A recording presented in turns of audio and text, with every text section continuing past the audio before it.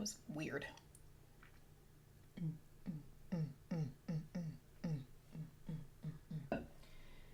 You know what song was playing in my mind? The song Shots. Shot, shot, shot, shot, shot, shot, shot, shots. That song is stupid.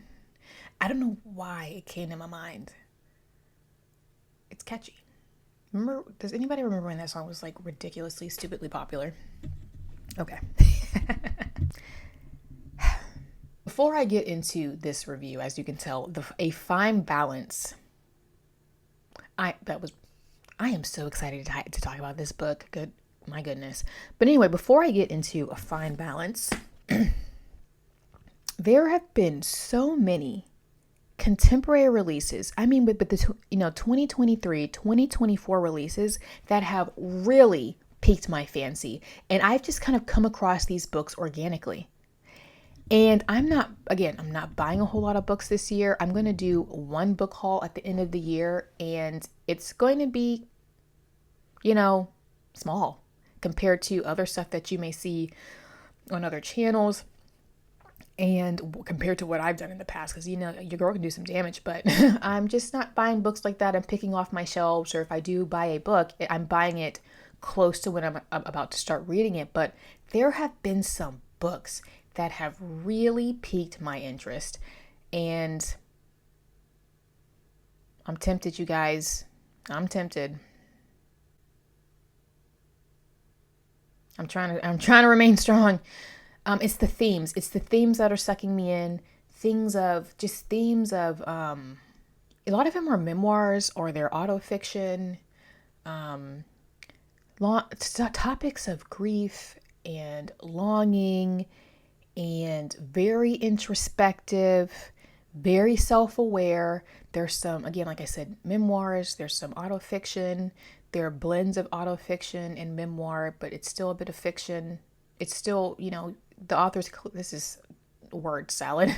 The author's clearly drawing from direct experiences in their life, but they've fictionalized some of it, and some of it is stuff I've never gone through, but I have this current fascination with the more so I think than usual is this introspection of the self and processing really massive emotions. English. Just, yeah. And there's just certain topics right now that I'm just really into, and I'm tempted. We'll see. I feel like in this season of my life, I'm becoming more of I wouldn't say a mood reader, but I'm definitely going to flow a lot more. So my end of the year wrap up should be interesting. By the time this particular video goes live, I would have come back from my California trip. For a week, I flew to the West Coast and visited one of my closest friends. And so the United States is massive, obviously, but I had to have somebody put it in perspective, even as a person who was born and raised in the States. LA to Boston is the same distance that's Madrid to Moscow.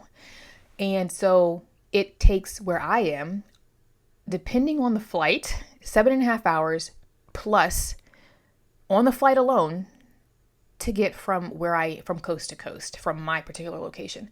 And that, what it's like in airports. You got to get to the airport early. Then you got to go through security. Then you got to wait to board. And then you're waiting. And then you're in the air. So much time to read. Exciting. What was that even about? Oh, rambling. Because, again, all this introspection and the books that I chose to take on this trip to read on the plane, because I knew once I was getting to LA, I went to LA, there's no way I was going to be reading. But the great thing about when you're in transit, no, that's a Rachel Cusk homage. When you're in transit, that's where you get your reading done. Anyway, I want to buy books. I'm itching to buy books. Let's stop rambling. A Fine Balance. Man. By Mistry. I hope I pronounced his last name right. Let's hop into this because we have a lot to discuss. This is quite the sweeping novel with so many topics, and I didn't even discuss everything that could have been discussed in this novel just for the sake of time. You could do a whole dissertation. No pun. No, I'm not even being. I'm not exaggerating here. You can do a whole dissertation about memory and the theme of memory in this novel, but I chose to opt that out in this particular review for the sake of other topics. So, if there is such an abundance of misery in the world, there was also sufficient joy. Yes, as long as one knew where to look for it. A Fine Balance is one of those novels that when you are reading it, people are like, oh my gosh, that novel tore me apart and I loved it. It's one of my favorites. It's also one of those novels that when you announce that you're reading it, if you follow me on Instagram, I announce when I'm starting books in my stories. People will often message me and say, is it as good as people hype it up to be? This is one of those novels. The hype is real. So let's dive in. So in A Fine Balance, we're set in India in 1975 in an unknown city by the sea. We have 4 main characters who wind up living together in one flat in the midst of political turmoil. These characters are at first at odds with each other. However, over time and through the ups and downs of life, they become each other's support and they become the family that each one of them needed.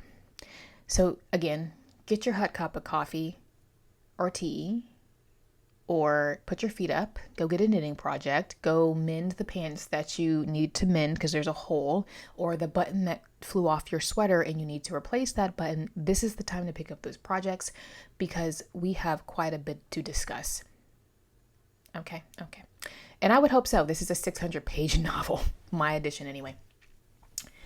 The overarching theme of this novel is the concept that life is a cycle. The good, the bad, and the ugly. And yes, that is a theme. To even say it and write it it's cliche, right?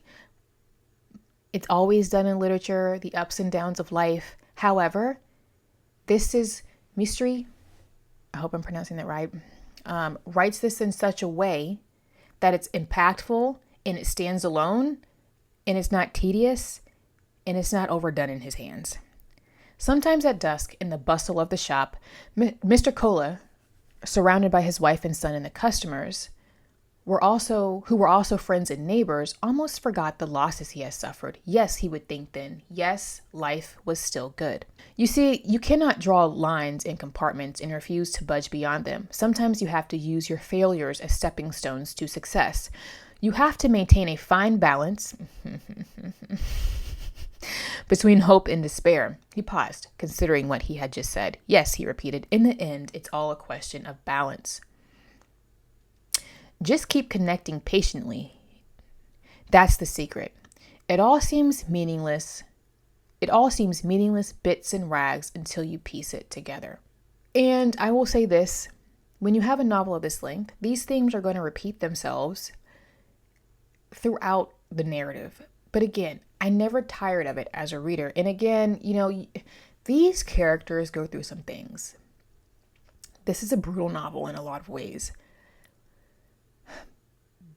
But the way that it's summed up, it's so relatable, whether you've actually dealt with that situation or not, or you know someone who's dealt with that situation or not, or these situations. The way that they're summed up, it hits the nail on the head. And we've all felt that type of high and low and despair and grief and hurt and hunger, whatever it is just the nature of existence. And that's what makes this novel so good. So, kind of branching off of that, this novel really emphasizes how critical companionship is throughout the cycle of our lives. And our 4 main characters, one female and one male, curate a companionship that keeps them going. All that evening they enjoy the pleasures of reminiscing, laughing at the follies and tragedies of their pasts. Very often there was a little sadness in their laughter, for these memories were of their youth. Like I said, memory is, I could do a whole video on memory and the theme of memory and nostalgia from this book. I just don't have the space.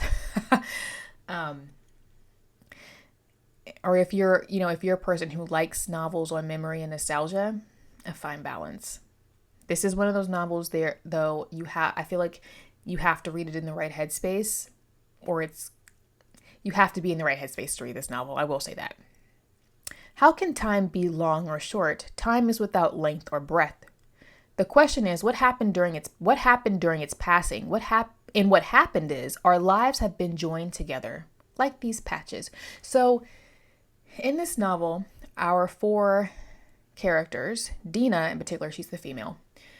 She is piecing together this quilt from scraps of fabric, and over time throughout this novel, this quilt grows, and the other 3 male characters are helping her fill in patches in this quilt with different types of fabric to see what's going where, what fits with the flow of the with this aesthetic, if you will, of this quilt. And so whereas she started in the beginning of this novel, she's working on this quilt by herself, and then by the end of the novel, when the quilt's completed, it's been touched by other hands. And she can look, and the other characters can look at different patches in this quilt, and they know exactly what was going on in life based on which fabric was picked. I mean, I'm a sucker for stuff like that. A sucker. So, but out of, and I'm not going to say who, but it's one of our male characters, out of these 4 main characters who are living together, one of them suffers with the malaise that cannot be shaken. Despite these new friendships that have come into his life and this new sense of warmth, in a sense, this particular character cannot shake this emptiness that he feels inside. It's this listlessness, this lack of purpose, this lack of identity. And he just cannot, he's really struggling with why life is so difficult. He can't process it. If God is real, why is this happening? Why is this allowed to happen? Why am I put on this earth to suffer? He cannot shake it. He asked himself what it was he had done to deserve a life so stale, so empty of hope. Or was this the way all humans were meant to feel? Did the master of the universe take no interest in leveling the scales? Was there no such thing as a fair measure? The hands were easy to divert with sewing, but the tormented mind was difficult to free from turmoil.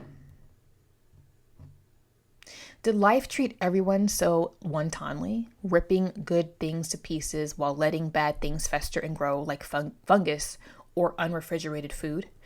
The proofreader would say it was all part of living, that the secret of survival was to balance hope and despair, to embrace change. But embrace memory and destruction? No.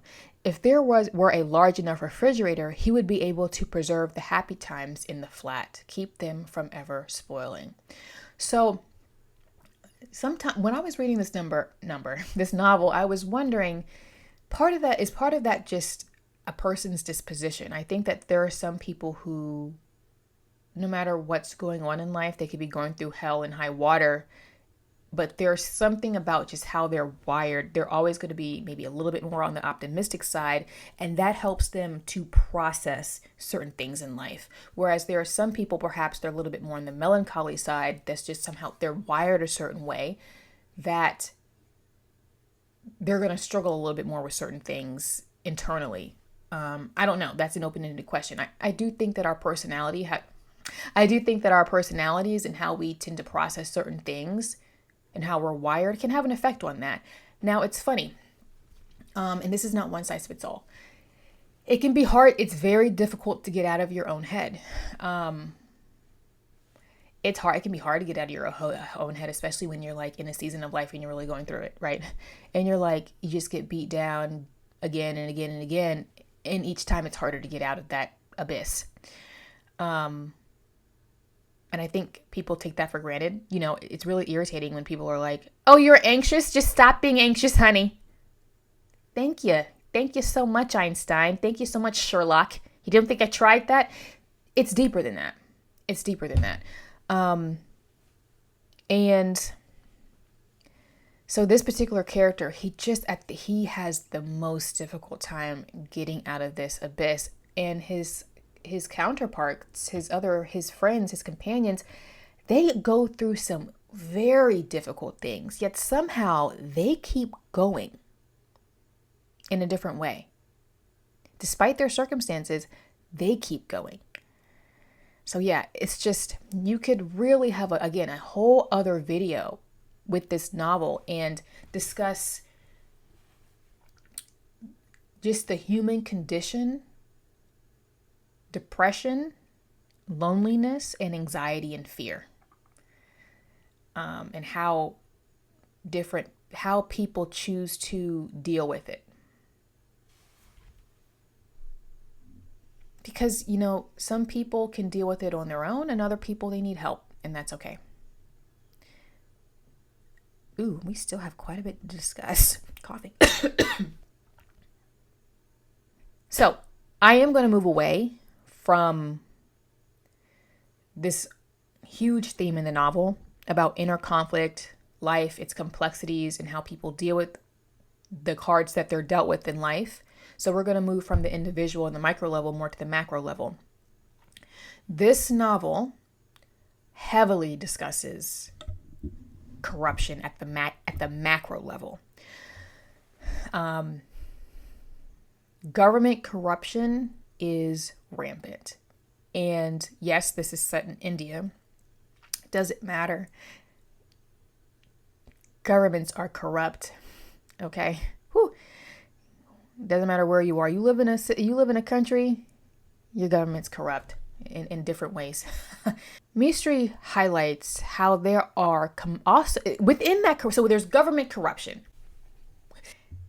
He also uses this novel to highlight that commodities that come out of India in particular. I was trying not to burp, you guys. So if that came out a little weird, I don't apologize. It is what it is. So that, my goodness, he highlights that commodities that come out of India that are consumed specifically by the West, hair and clothes in particular. So hair as in like hair extensions and wigs. The consumer oftentimes has no idea or even cares what the background is of the person or the people who produce that commodity. Ignorance can be bliss, and there's a lot of exploitation behind the items that people consume. So I haven't seen anybody talk about this with this novel. If there is, there are so many reviews in this novel, I could have missed it, but I'm not going to take credit for it. But I did want to touch on this because I don't see it discussed a whole lot when it comes to a fine balance. Then we're going to get into government corruption. The clothes that these people are making in this novel, in the flat in particular, there is a sewing business, a clothing business. It's not in ethical conditions. And it's being consumed and shipped to specifically Europe in this book. And also there is a character who goes around gathering human hair that's going to be shipped off and turned into extensions and wigs. And the conditions behind why these women either donated their hair on purpose were paid for their hair on purpose out of free will or out of duress. And, now in 2024, you have the conscious consumer in a lot of ways. Some people are not conscious at all. They don't care about where their stuff comes from. They want what they want. But we do have increasing conversations about being a conscious consumer. And this author is talking about this. And this is a book set in 1975, and it was published in the 90s, early 90s. That's a typo. I lie awake at night, wondering about her. What does she look like? Why was it cut? For fashion? For punishment? Or did her husband die? The hair is chopped off, but there was a whole life connected to it. Let's get into some government corruption quotes. one of my favorite topics. With the emergency, everything was upside down. Black and white, day turned into night. With the right influence and a little cash, sending people to jail is very easy. But what else to expect when judgment has fled to brutish beasts and the country's leaders have exchanged wisdom and good governance for cowardice and self-aggrandizement? Our society is decaying from the top downwards. You better preach. For votes and power, they play with human lives. We're going to get into some more corruption and how people play with human lives for their own personal gain. So this novel in particular emphasizes the plights of the poor the most. The lives of those who are poverty-stricken, they're living in slums, they're left on the streets to beg in order to make a living. All of these people have very sad backgrounds. But they're also brilliant in their own way. And just because somebody is not as wealthy or they're poor or they're living on the street, it doesn't mean that they're not brilliant. That doesn't mean that they're stupid. However, because they're poor, and in this particular novel, because this is India, he talks about caste and the caste system, a lot of these characters are coming from undesirable castes. They are targeted by other castes in the government to be eliminated because they're unwanted. This again emphasizes the corruption of society and how those in power will do anything for personal gain. If you let me arrange your vasectomy, your application can be approved instantly. Vasectomy, for family planning. Meaning what? They don't want the undesirables to reproduce. Population control. And it's just so unethical isn't even the word. It's just disgusting, right? It's just disgusting. Suburban slums were the places to tackle. After all, there lived the ignorant people, most in need of the government's help. The program with its free gifts and incentives was specifically designed for them.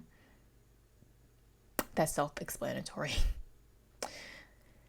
The last theme I'm going to cover before I wrap this up is this theme that again permeates the whole novel about how leaving your roots to go somewhere else. And so there's a lot of compare and contrast, a discussion about village life versus city life.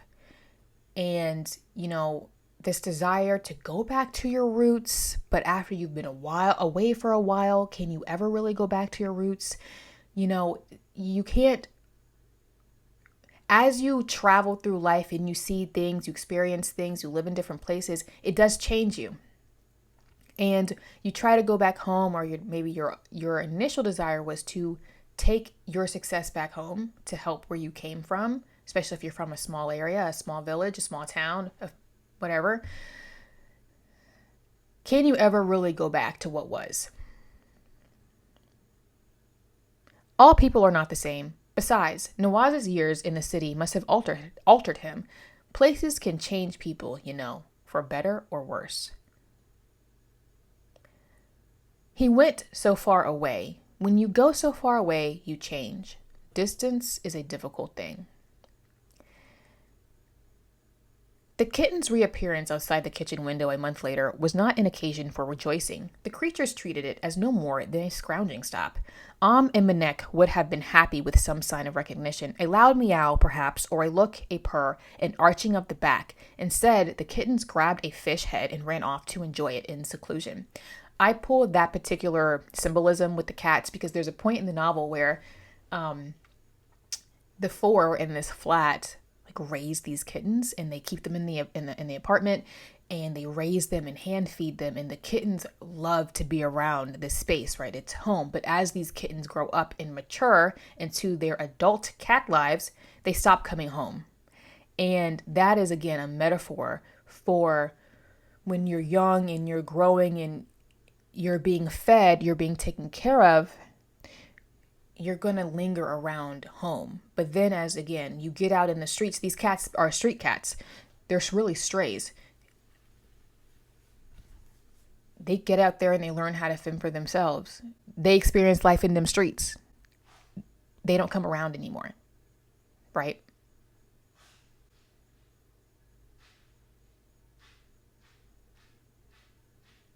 Do you guys hear that? Hold on a second. What are my neighbors doing? The weather is so beautiful outside right now. I have my windows open and I'm like, bruh, I gotta make sure somebody was trying to break into this house. Anyway, so yeah, let's wrap this up. We're pushing on 30 minutes without editing. Okay. A Fine Balance is one of those novels that when you read it, it's going to leave some type of impact on you. Yes, it is a long novel. It is brutal, very brutal at times from beginning to end. I'm not even going to lie. It can be rather grim. It can be heartbreaking. It is heartbreaking. But it is so expertly written and constructed that regardless of how difficult and dark some of the content is, it's somehow still endearing. And it's just this bond in the relationship that's created between these four main characters. And I buddy read this with one of my Bookstagram friends, Joanne. I think that this is our second summer buddy reading a book together. We read this between June and July. Last year we read Lorna Doone together, and that was fun. And you just fall in love with these characters. And we're talking about, even as brutal as this book is, you keep turning the pages. For me, once you get into the groove of this book, the pages fly. And this is an ambitious novel. There is so much that is covered. And yet, for me, it never felt tedious or overwritten. And I think that's a very, very difficult thing to do. You know how sometimes there are those big sweeping novels where you're like, this is wasted space. There are chunks that are wasted, or the author may have been trying to do too much. I don't feel like this happened in this novel. Even in some of the slower parts, I appreciate it because they're giving the reader a break, and they're usually focusing on little sections or elements of the plot that are more pleasant. There is a whole train scene that goes on for pages, and it's Manek and this guy that he meets on the train that's a proofreader, and they have this long conversation, and it's a little bit philosophical, and is one of my favorite sections of the whole book. But he's just on a train talking to this guy, and this guy is talking about all these books that he's read and all this other stuff. And you could see that as boring, but it's still actually impactful because that guy who he's talking to on the train does come back around later in the narrative. There's nothing that I would say that's written into this novel that's pointless. So I gave this a 5 out of 5. One of my top reads of the year thus far. It's actually in the contender for the top 3 at this point. We still got some time before now in December. I still have East of Eden to read. East of Eden is in the queue, playa. Lonesome Dove, as of the time this review goes live, I might have already started it. My goal is to also start The Idiot before December. We'll see how that goes. But this is one of those novels that if it's piqued your interest and you're like, should I read it? Yes. Should I? Yes. Wait till you're in the right headspace and you can handle, or you feel like you can maybe handle really challenging content. But, worth the effort, worth the hype. Dickensian in the way that it's constructed, it's sweeping, but the language is beautiful, but read it. This is one of those books that if it's been on your radar, it is an experience, and you're going to be thinking about it for a long time. So I'm so glad that myself and Joanne were able to buddy read this together. I think it's an excellent book to also buddy read because there's a lot to discuss. And when certain things happen in the novel, you're going to need somebody to talk to. So anyway, have you read A Fine Balance? If so, please let me know your thoughts below. Or if it's on your radar and it's in the queue, let me know. Also, feel free to like, subscribe, and feel free to follow me on Instagram, where I get up to more book shenanigans. I post all of my book content there first, and I like to post goofy things in the Instagram stories because I can. All right? I can. Okay, and with that, I'm going to sign out. Bye.